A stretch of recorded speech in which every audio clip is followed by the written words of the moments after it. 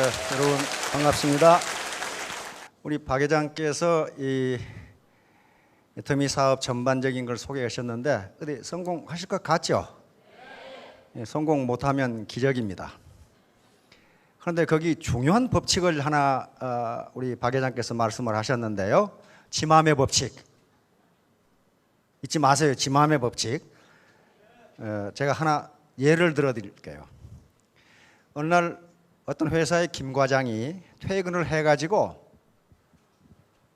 집에 와가지고 말도 안 하고 걱정이 태산 같아요. 그런데 밤 12시가 돼도 잘 생각을 안 하고 침대 머리를 왔다 갔다 하니까 부인이 아니 무슨 걱정이 있냐고 물어봐요. 그러니까 김 과장이 대답을 했어요. 걱정이나 많아. 내가 내일 아침까지 그 회사 박 대리한테 100만 원을 언젠가 빌렸는데 내일까지 갚기로 했는데 돈이 하나도 없다 이거예요. 그 말을 들은 부인이 뭘 그런 걸 가지고 걱정하냐 이거지. 그래가지고 밤 12시에 박 대리한테 전화를 걸어가지고 속사포처럼 거기 박 대리님 댁이시죠? 내일 아침까지 우리 남편이 돈 100만 원 갚기로 했다는데요. 없다는데요. 아셨죠? 이렇게 딱 끊어버려. 남편한테 하는 얘기가 이제 걱정은 저쪽에서 할 테니까 당신은 걱정 말고 잘해 이거야. 없다는데 어떡할 거냐 이게 없다는데. 그게 지맘의 법칙이에요. 미국의 GE라고 하는 제너럴 일렉트릭 있죠? 그 회사의 회장이 잭 웰치라는 회장이 GE를 다시 초인류 기업으로 끌어올렸습니다. 원래 GE는 초인류 기업이었는데 회사가 커지고 세계 최고가 되니까 교만해졌어요. 교만해가지고 혁신을 안 하는 바람에 회사가 점점 망해가고 있었는데 잭 웰치가 가서 다시 초인류 기업으로 끌어올렸습니다. 그런데 잭 웰치가 한 유명한 말이 있어요. 70번 이야기하지 않은 것은 한 번도 이야기 안 한 것과 똑같다 그랬어요. 그러니까 리크루팅 대상이 되는 고객에게 2번 얘기하고 아이고 안 한대 그러지 마시고 한 70번 얘기해버리면 질려가지고 와요. 질려가지고. 그러면 성공하는 데 있어서 가장 중요한 요소가 무엇인가 하는 거예요. 성공하는 데서 가장 중요한 요소가 무슨 지식도 아니고 경험도 아니고 학력도 아니고 나이도 아니고 성별도 아니고 그것은 태도입니다. 태도. 내가 지금 어떤 태도를 가지고 있느냐 하는 태도예요. 태도가 모든 걸 결정합니다. 즉 다시 말하면 나는 지금 테크닉을 모르는데 테크닉도 이 태도가 올바로 돼 있으면 자기가 개발할 수가 있어요. 간절함, 이 태도예요. 애티튜드입니다. 애티튜드, 간절함. 그래서 제가 이 애터미의 경제연구소장으로 와서 한 150번 이상 강의를 했는데 제목도 다르고 내용도 다릅니다. 그러나 하나 지향하는 바는 태도예요. 내 태도가 어떻느냐에 따라서 성공하기도 하고 실패하기도. 이건 애터미 사업뿐만 그러는 게 아닙니다. 모든 대학을 가든 무슨 사업을 하든 자기가 무슨 전문제 기술을 개발하건 내가 반드시 요 기술 개발에 성공해야 되겠다고 하는 태도가 아니면요 절대로 안 돼요. 그거 안 되게 돼 있어요. 애터미 사업을 하면서 태도 중에 한 가지 가져야 할 태도가 반드시 있는데 그게 기회비용이에요. 먹이도 별로 없고 험한 산에서 사는 산나기가 자기 신세 타령을 했습니다. 아이고 참 먹을 것도 없고 비가 오면 비 맞아야 되고 눈 오면 눈 맞아야 되고 잠잘 곳도 내가 만들어야 되고 그러다가 어느 날 이 산나기 이솝 우화에 있는 얘기입니다. 산나기가 사람들이 사는 마을로 내려갔더니 마침 집나기가 있어. 그런데 주인이 맛있는 풀을 갖다 주고 잠자리도 좋게 만들어주고 집도 있어가지고 먹이 걱정 없어, 잠자리 걱정 없어, 비 맞을 걱정 없어, 눈 맞을 걱정 없어. 그래가지고 신세 한탕을 했어요. 아이고 나는 신세가 왜 이 모양이 이 꼴이냐 말이야. 그래가지고 나도 마을로 가서 이제 저 주인한테 나를 집나기로 삼아달라고 이야기를 해야 되겠다 하고 가는데 언덕에서 어떤 나귀가 수레에다 엄청난 짐을 싣고 뻘뻘 땀을 흘리면서 올라와. 자기가 전번에 만났던 그 집나기야. 그래가지고 산나기가 집나기한테 야 너 왜 그러냐 하고 서로 인사를 하려고 그러니까 집나이가 멈추니까 주인이 몽둥이로 사정없이 두들겨 패. 빨리 가자고. 요 그림이에요 이거. 요. 그러니까 산나기가 깜짝 놀래가지고 아이고 내가 좀 못 먹고 살더라도 자유롭게 살아야지 이런 식으로 살아가지고 이게 나귀 신세가 이게 말이 아니다. 이게 기회비용이에요. 잘 먹고 잘 살려면 뭔가를 포기해야 되고 그렇죠? 뭔가를 포기하면 자유라는 걸 또 얻을 수 있어요. 서로 공짜로 얻어지는 것은 없다예요.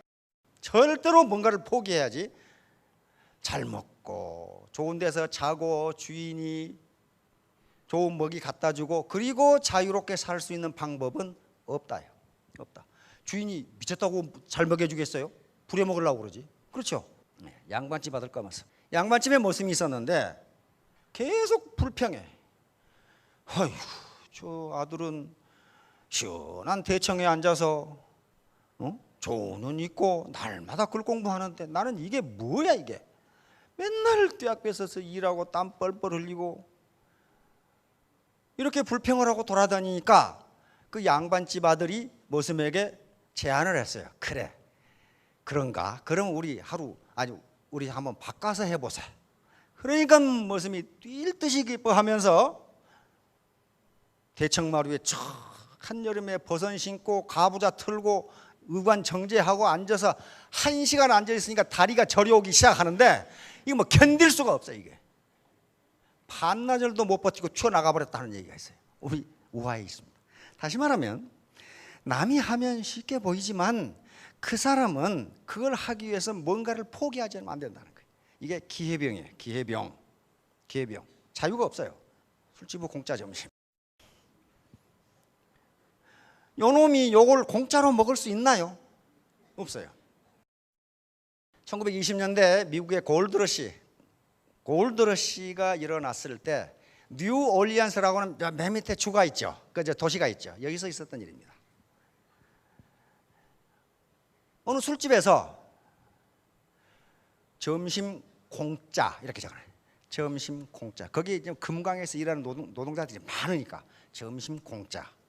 단 술을 한 잔 먹어야 함. 한 잔만 먹으면 돼. 딱 이랬어요. 그러니까 금강에 일하는 노동자들이 아니 점심을 공짜로 줘? 해가지고 구름같이 몰려들어. 근데 노동자들이 술을 한 잔 딱 마시고 밥 먹나요? 전부 고주망태가 되도록 퍼마셔 이제. 다시 말하면 나중에 알고 보니까 그 공짜 점심은 공짜가 아니고 술값에 그 값이 포함되어 있었어요. 자, 여기서 나온 말이 무슨 말이냐면 공짜 점심은 없답니다.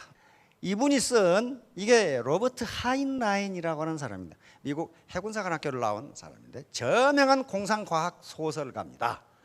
이분이 쓴 소설 The Moon is a Hot Mistress. 달은 아주 험상궂은 또는 거친 여자 주인이다. 요 공상과학 소설에 요 말이 들어있어요. There ain't no such thing as a free lunch. 이것을 미국 사람들은 줄여서 탄스타풀이라고 얘기합니다. 탄스타풀 그러면 공짜 점심은 없다. 그런 말이에요. 공짜 점심은 없다. 자, 그런데 이 말을 노벨상을 받은 두 경제학자 폴 사뮤엘슨과 밀턴 프리드먼이 책 제목으로 쓰거나 여러 번 인용함으로써 유명하게 돼서 지금은 아주 보편적으로 사용하는 말이 됐습니다. 공짜 점심은 없다. 자, 이런 것들입니다. 프리드먼이고 사뮤엘슨이고 탄스타풀이라고 하는 이 서치를 입고 다니죠. 그러니까 이걸 뭘 비판하기 위해서 그러냐면 정부의 복지 정책이에요.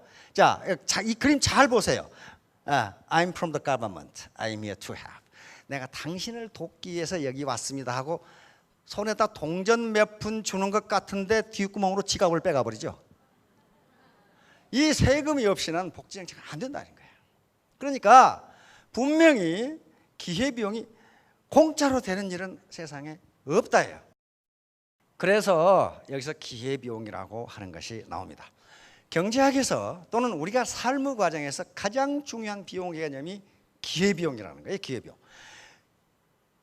우리가 이 인생을 살아가는 것 자체가 선택이에요. 선택. 오늘 아침에 일어나셔서 어디 갈 것인가 하다 여기 오셨죠. 이쪽에 올라가고 선택을 하신 거란 말이에요. 오늘 계모임도 가야 되고 어디 고모 생일에도 가야 되고 여고 동창회도 가야 되고 그렇게 가야 되는데 이쪽으로 오시기로 선택했다면 공짜로 오신 게 아니라 그 말이에요. 뭘 포기했어요? 다른 걸 다 포기했잖아요. 이걸 기회비용이라고 해요. 다른 곳에 갈 수 있는 기회를 포기하지 않고는 불가능하다. 불가능하다. 이게 기회비용이에요.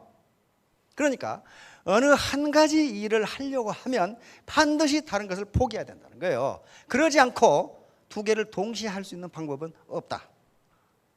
현재 우리 인간에게는 그래요. 신은 그렇게 할 수 있는데 인간은 그렇게 합니다. 인간에게는 시간이 종적으로만 흐르기 때문에 그렇단 말이에요.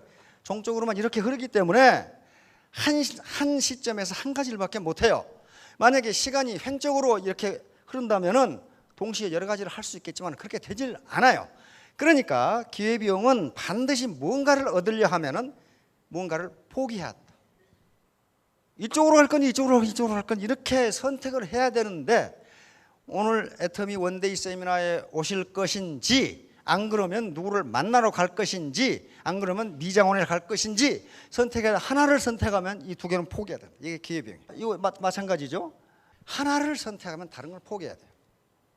나귀처럼 주인이 갖다 준 풀도 먹고 푹신하게 잠도 자고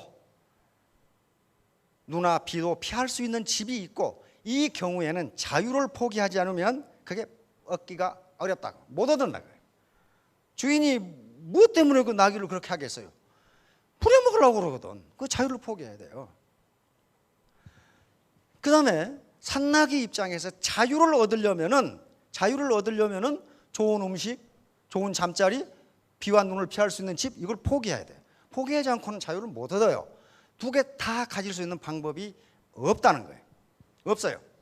그러니까 기회비용이라고 하는 것은 어떤 자원, 여기 자원은 꼭 우리가 눈으로 보는 물질적 자원뿐만 아니고 우리 인간의 시간, 우리 인간의 감정, 우리 인간의 생명 이런 것들입니다. 이런 것들이 희소하기 때문에 희소하다는 것은 양이 절대적으로 작다 그 말이 아니고 인간이 원하는 인간의 욕망에 비해서 작다. 그러니까 반드시 선택을 해야 돼. 예를 들면 하루살이의 입장에서는 인간의 수명이 80년이라면 무한대예요. 무한대라고요. 하루살이 입장에서는 하루 3시간이니까 하루가 산다는데 그런 입장에서 보면 80년을 산다면 이거 무한대죠. 그러나 인간에게 있어서 80년이라는 시간이 작은 것은 아닌데 절대적으로 작은 것은 아닌데 그게 인간의 욕망에 비해서 희소하다. 그러므로 시간은 희소하다 이렇게 된다. 그러니까 이 시간에 무엇을 할 것인가를 선택하는 것 그것은 하나를 선택하면 다른 걸 포기해야 되니까 반드시 비용을 지불해야 돼. 세상에 공짜는 없다. 100평의 밭에 농작물을 심는 경우 뭐 여기 어르신들은 농사지어 본 분이 많으시니까 100평의 밭에 심을 수 있는 작물은 수십 가지입니다. 그런데 거기에 감자하고 목초를 심을 수 있다고 가정합시다.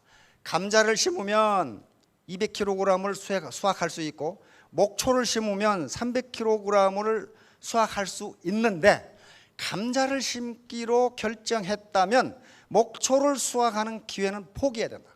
두 개를 한꺼번에 할 수는 없다. 그렇잖아요. 그러면 감자 200kg이 공짜로 얻어진 것이 아니고 목초 300kg을 포기한 대가다. 이게 기회비용이. 이게 뭔가를 포기해야 돼요. 이것은 로빈슨 크루소 경제에서도 그대로 성립합니다. 다시 말하면 로빈슨 크루소처럼 무인도에 혼자 살아도 기회비용이 존재한다. 로빈슨 크루소가 만일에 하루에 고기를 잡으면 10마리를 잡고 딸기를 따면 100개를 딴다고 합시다. 그런데 어느 날 로빈슨 크루소가 딸기를 따기로 결정했다면 딸기 100개는 공짜로 얻어진 것이 아니고 고기 10마리를 포기한 대가라는 거예요. 이걸 기회비용이라고 그럽니다. 청춘 남녀가 데이트하는 것도 공짜로 되는 게 아니라는 거예요. 경제학에서는 이걸 기회비용이라고 그럽니다. 이 청춘 남녀가 데이트를 하는 대신 할 일이 많아요. 영화를 볼 수도 있고 다음 기말고사 시험 공부를 할 수도 있고 등산을 할 수도 있고 야구 구경을 할 수도 있어요. 그런데 데이트하기를 선택했다면 다른 할 일들을 전부 포기한 대가입니다. 그래서 데이트 비용은 데이트를 함으로써 잃어버리는 이 시험 점수 이게 비용이에요. 그걸 기회비용이라고 그래요. 그러니까 세상에 공짜는 없다. 이런 예비군 훈련도 공짜가 아니에요. 저희들이 외모를 단정하게 갖고 와라. 또 반드시 고객을 만날 때는 가능하면 단정한 복장으로 이렇게 만나라 하는 게 형식이 내용을 규제하는 경우가 많습니다. 형식이 내용을 결정해요. 컵에다가 물을 부으면 컵의 모양대로 그 내용물이 바뀌어요. 바뀝니다. 가장 전형적으로 나타나는 게 예비군 훈련이에요. 전번에 무슨 개그맨들이 개그를 하는데 한참 보고 웃었어요. 아, 그거 맞네. 예비군들 복장을 보면요, 말도 아니게 입고 다녀. 머리는 기대다가 검은 씻고 말이지, 뭐 팔자걸음에다가 뭐 이렇게 뭐 건들건들하면서 이렇게 다녀요. 그런데 그 개그에서 4명의 이 예비군 복장을 입은 사나이들이 고스톱을 치기 시작했어요. 100원 내기 고스톱. 그래서 100원 내기 고스톱. 그래가지고 한 사람은 광 팔고, 광 파는 녀석은 이제 개그맨이고, 한 사람은 광 팔고 세 놈이 이제 이 고스톱을 하는데 100원을 가지고 멱살을 잡고 싸워. 이 새끼 말이야, 네가 그럴 수 있냐 이 말이야. 패를 말이야, 네가 어쩌고 저쩌고, 막 3점이 뭐 어쩌고 저쩌고. 그러고 나서 예비군 훈련이 딱 끝났어. 끝나고 나서 그 멱살을 잡고 싸웠던 세 사나이가 이 광을 판 사나이에게 명함을 내미면서 저 일이 있으면 저를 찾아오세요. 한 분은 목사님, 한 분은 의사, 한 분은 변호사. 변호사, 목사, 의사도 예비군복을 입혀놓으니까 난장판이더라. 난장판. 100원 가지고 싸우고 멱살 잡고 말이야. 이놈의 새끼 말이야. 그런데 갈 때쯤 되니까 점잖해지는 거야. 저 우리 교회에 나오십시오. 혹시 법률 문제가 있으면. 형식이 내용을 규제하는 경우가 많습니다. 그래서 고객을 만나실 때는요, 반드시 단정하게 입으면 자기 마음이 단정해져요. 저희들은 아주 그 경험을 많이 합니다. 저는 장교였으니까 사복을 입으면 행동이 엉망진창이 돼요. 가서 전봇대 오줌도 싸고 뭐 필수를 다 해. 뭐 그냥 길 빨간불에 건너가기도 하고 사복을 입으면. 근데 장교복을 입고는 그렇게 못해. 절대로 못해요. 육군 대령 계급장 달고 전봇대 오줌 싸고 있다. 그럼 어떻게 되겠어요, 그게? 그 못한단 말이에요. 형식이 내용을 규제하는 경우가 많아요. 이제 애터미 사업을 하면서 가장 중요한 비용이 무엇이냐 하는 거예요. 반드시 뭔가 편익, 베네핏을 얻으려면은, 쉽게 말하면 소득을 얻으려면은 뭔가를 포기해야 돼요. 뭔가를 포기해야 되는데 포기할 게 뭐가 있어요? 우선 현재 자기가 하고 있는 일을 포기해야 돼요.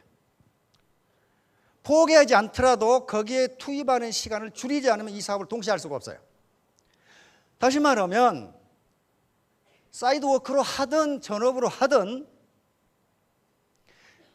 하면 지금까지 하고 있는 일을 완전히 포기해야 되고, 더블 잡으로 하면 어떻게 됩니까? 거기에 투입하는 시간을 이쪽으로 옮기지 않으면 하루 24시간 이상 시간이 안 되기 때문에 안 돼요. 그러므로 자기가 현재 하고 있는데 투입하는 시간을 줄여야 돼. 이게 기회비용이에요. 기회비용이에요. 그 다음에 만약에 전업으로 한다면은 자기가 지금까지 벌고 있는 소득을 포기해야 돼요. 지금 한 달에 200만 원을 미정원해서 벌고 있다. 그걸 포기해야만 이게 와요. 이쪽으로 와요. 그러면 기회비용이 200만 원이 되는 거예요. 그래서 애터미 사업에서 200만 원 이상 벌지 못하면 그 사람은 손해요. 비용보다 소득이 작잖아요.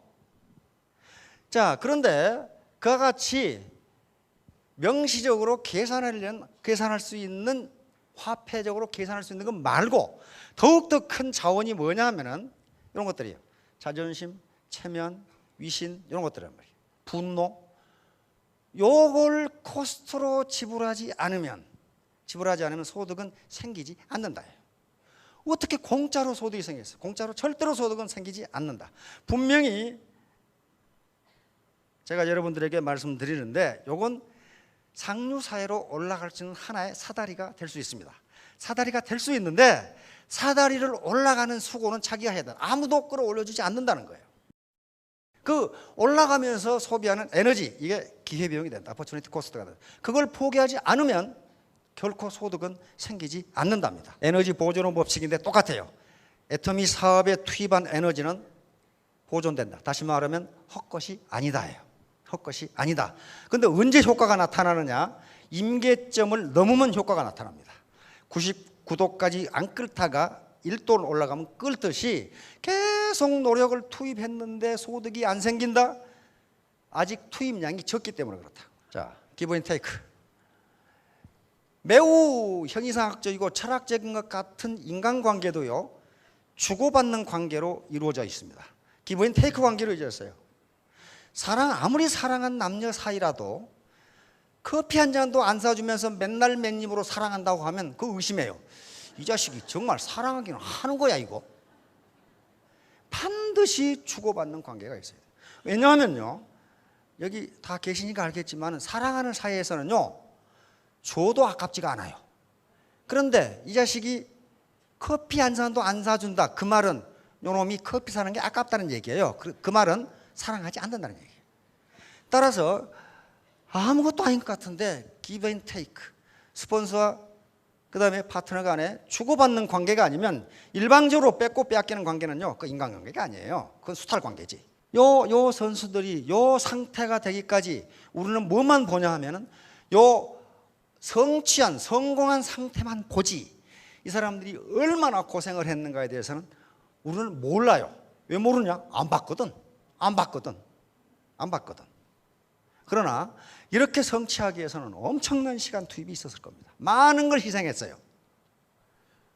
요 장민환 선수 같은 건 연애도 못 해봤다 그러죠. 그러니까 그게 기회비용이에요. 언제 연애하고 엮기 들고 그러겠어요 이거. 뭔가를 포기하지 않으면 올림픽 금메달이 안 된다는 거예요. 자, 결론입니다. 2판 4판. 누가 포기해야 되겠어 이거? 둘 중에 한 놈 포기한 놈 죽어 이제. 2판 4판. 원래 2판 4판은요, 불교 용어입니다. 고려의 지배 이데올로기가 불교였습니다. 그래서 태조 이성계에 의해서 역성혁명이 일어나면서 고려 왕조는 왕실이 왕씨였죠. 조선왕조는 이씨입니다. 그래서 이걸 역성혁명이라고 합니다. 성을 바꾼 혁명이에요. 지배자를 바꿨어요. 그러면 고려의 지배 이데올로기가 불교이기 때문에 조선왕조는 고려를 누르고 새 왕조를 만들려면 불교 이데올로기 가지고는 지배가 되지 않습니다. 그래서 새로운 지배 이데올로기를 가져와야 돼요. 그게 성리학입니다. 주자학이에요. 성리학 중에서도 주자학을 가져왔어요. 그러면 어떻게 해야 되겠습니까? 불교를 탄압해야 되죠. 불교를 탄압하니까 그 많은 사찰과 스님들이 갈 곳이 없어요. 방법이 없어요. 그리고 조선왕조에서는 승려가 최하층 계급이었어요. 그래서 도성 출입이 금지되어 있었고, 성을 쌓으면 그 성을 쌓는 노역이라든가 성의 경계를 스님들이 했어요. 왜? 최하층민이거든. 그런데 불교의 스님들은 어떻게 해서든지 절이 폐사가 되지 않고 유지해야 되겠다고 하는 신념을 가지고 있어요. 그러니까 어떻게 했느냐? 2판승과 4판승으로 갈랐습니다. 4판승은 일을 하는 스님들, 일. 종이 있죠. 조선왕조에서 선비들이 붓글씨 쓰면서 쓰던 종이의 대부분은 스님들이 만들었어요. 절에서 만들었단 말이에요. 왜? 절에 경비를 대야 될 거 아니에요. 그런 걸 만들면서 이 수공의 제품을 만들면서 수입을 얻어서 사찰을 유지했어요. 그러면 일만 해가지고 불교가 유지됩니까? 안 되죠. 교리를 이어야 돼. 공부하는 성이 있어야 돼요. 그래서 일을 하지 않고 불교의 교리를 이어가기 위해서 수도하고 수행하고 공부하는 스님을 이판승이라고 그랬어요. 그래서 조선왕조에 와서 스님이 두 가지 종류가 생깁니다. 하나는 사판승, 일을 해서 돈을 벌어서 사찰을 유지하는 스님, 불교의 교리를 연구하고 전승하는 이판승, 이렇게 갈라졌어요. 그런데 조선왕조에서 이 말이 바뀌면서 2판 4판 그러면 갈 때까지 간 놈, 더 이상 해볼 방법이 없는 놈, 이렇게 됐어요. 왜 그렇게 바뀌었냐면은 조선왕조에서 그렇게 불교를 탄압하고 최하층민에다가 도성 출입이 금지되고 성사만 가서 경계해야 되고 일해야 되고, 그러니까 그 당시에 스님이 된다는 것은 막다른 골목이었어요. 도저히 어떻게 해볼 수 없는 길이었어요. 그런데 그 신념을 가지고 거기 간 거란 말이에요. 그래서 결론을 이판사판으로 한 것은 기회비용을 설명하기 위해서 그렇습니다. 두 가지를 설명하기 위해서. 하나는 사판승을 하면은 이판승을 할 수가 없어요. 종이 만들고 소고기 제품 만드는데 언제 공부하고 수도 쌓고 수혜가 그렇게 어떻게 합니까? 그 다음에 이판승이 되면은 사판승을 할 수가 없어요. 공부하고 해야 되는데 언제 종이 만들고 그렇게 하겠어요. 그러니까 둘 중 하나를 선택해야 돼. 이게 기회비용이에요. 둘 다 할 수 없다. 또 하나는 죽기살기야. 죽기살기. 이판사판 죽기살기. 애터미 사업을 하는데 죽기살기로 하지 않으면 안 된다는 거예요. 근데 제가 지금까지 관찰한 바에 의하면 죽기살기로 사업해가지고 죽은 사람이 한 사람도 없어요. 안 죽어. 안 죽어요. 죽기살기로 해서 죽으면 큰일 나잖아요. 안 죽어요. 안 죽어. 자, 그러니까 태도인데, 태도. 내버기법. 이게 포기하는 놈이 죽어, 이제. 그렇죠? 포기. 개구리가 이 손을 놓는 순간 쏙 들어가죠. 이걸 뱉어내는 순간 이러면 숨 막혀 죽어. 이판사판이 이게. 죽게 하면 까무러치기. 내버기법. 절대 포기하지 마시라. 예, 득전전창. 이것은 바로 무슨 일을 할 때 만전을 기하면 반드시 성공한다는 거예요. 이게 금년도 2013년 삼성전자의 모토입니다. 삼성전자는 작년에 2012년에 엄청난 매출에다가 200조가 넘는 이익을 올렸어요. 20조가 넘는. 그렇죠? 이런 거대한 기업, 세계 초일류 기업이 금년도 모토로 2013년 모토로 득전전창을 내세웠어요. 우리가 지금 이렇게 잘 나가지만은 매사에 만전을 기하지 않으면 언제 구멍가게로 떨어질지 모른다. 이게 삼성의 모토예요. 그렇다면 애터미 사업자가 득전전창을 안 하고 성공할 수 있겠냐 하는 거예요. 삼성 그 굉장한 기업이거든요. 우리나라에 최고의 인재가 모여있는 기업인데도 우리가 최선을 다해서 만전을 기하지 않으면 망할 수도 있다. 이런 생각을 하고 있다. 전심치지. 이건 맹자에 나오는 거예요. 바둑을 배우더라도, 맹자에 나오는 얘기인데, 바둑을 배우면서 딴 생각하는 녀석하고 아주 전심을 다해서 마음을 다해서 바둑을 배운 사람하고는 나중에 성과가 다르다 하는 얘기가 적혀져 있어요. 바둑도 그렇단 말이에요. 바둑도 맹자에 나오는 얘기. 자, 그러니까 처음에 제가 태도가 가장 중요하다고 그러는데, 이런 태도를 가지고 반드시 기회비용을 지불해야 된다. 내가 현재 하고 있는 무언가를 연속극 3시간 보는데 30분으로 줄이고, 이거 기회비용이에요. 그렇죠? 동창 계모임에 가서 누구 욕하는 것 좀 줄이고, 이게 기회비용이에요. 이걸 지불하고, 그 다음에 내 자존심, 체면, 위신, 분노, 이것도 아주 가장 큰 비용 중에 하나입니다. 이걸 참고 죽기살기로, 즉 득전전창 전심치지 하시면은, 여기 보니까 내년에 1,000댁, 2,000댁, 3,000댁, 3,000 아저씨, 그렇죠? 예, 그렇게 되실 겁니다. 모두 크게 성공하시기 바랍니다. 감사합니다.